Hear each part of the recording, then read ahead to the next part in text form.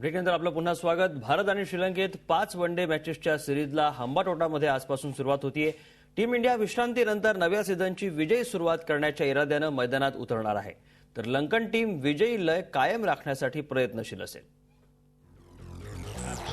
Dhoni brigade क्रिकेटच्या रणांगणात युद्धासाठी पुन्हा सज्ज झाली आहे। तब्बल 4 महिने आंतरराष्ट्रीय क्रिकेटपासून दूर राहिल्यानंतर माही सेनेची पहिली स्वारी असणार ती श्रीलंकेवर।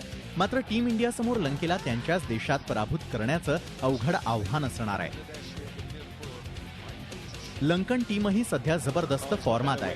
नुकत्याच पाकिस्तान विरुद्धच्या वनडे सिरीजमध्ये त्यांनी 3-1 न विजय मिळवलाय, त्यामुळे धोनीला पहिलाच पेपर अवघड असणार आहे। महिला जयवर्धने, तिलकरत्ने, दिलशान आणि कुमार संगकारा या लंकन अनुभवी त्रिकुटाला रोखताना झहीर खान अँड कंपनीचा चांगलाच कस लागणार आहे। अँजेलो मॅथ्यूज, दिनेश चंडीमल, लहिरू थिरिमानेही युवा लंकन प्लेयर्सचाही टीम इंडियाला धोका आहे। भारताची भिस्त ही बॅटिंगवरच असणार आहे। वीरेंद्र सहवाग आणि गौतम गंभीरची ओपनिंग क्लिक झाल्यास भारताचा मार्ग सुकर होईल, तर विराट कोहली, कॅप्टन महेंद्र सिंग आणि सुरेश रैनालाही चांगली कामगिरी करावी लागणार आहे। टीम मधील बऱ्याचशा क्रिकेटपटूंना याआधी लंकेमध्ये खेळण्याचा अनुभव आहे, त्याचा फायदा घेण्यात भारतीय क्रिकेटर्स किती यशस्वी ठरतात यावरच मॅचचा निकाल निर्भर असणार आहे।